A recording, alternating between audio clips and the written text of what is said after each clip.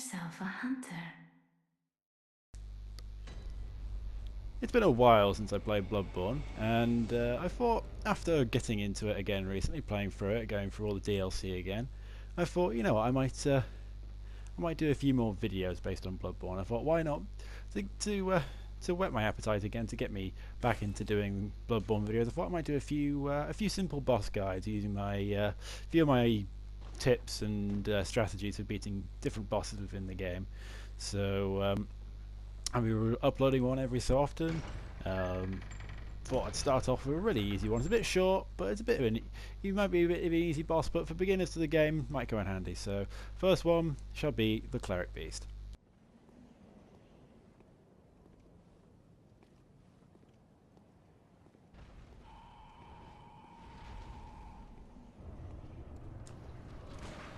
For many players, this fella was their first boss, and whether you played Dark Souls before Bloodborne or you were like myself and Bloodborne was the first proper Soulsborne game you'd ever played, he was your test, in a way, to basically see if you were ready to face what was going to come in the rest of the game. And yeah, he was really, as I've mentioned in one of my previous Bloodborne videos, this fella was really tough for me when I first went up against him, but now, yeah, he's a bit of a cakewalk.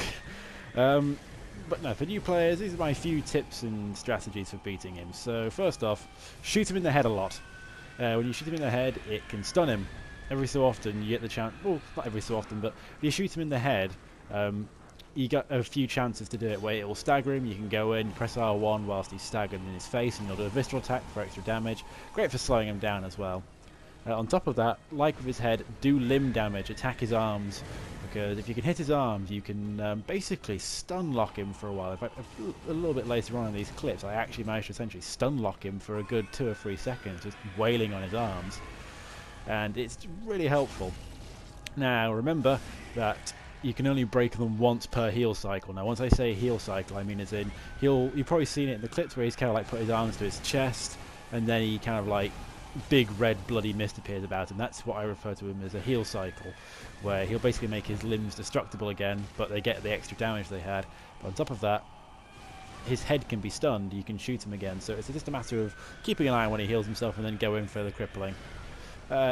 He's weak against fire, anything like Molotovs, fire paper. Oil urns are effective for first playthrough because they just jump your damage up ridiculously high with damage.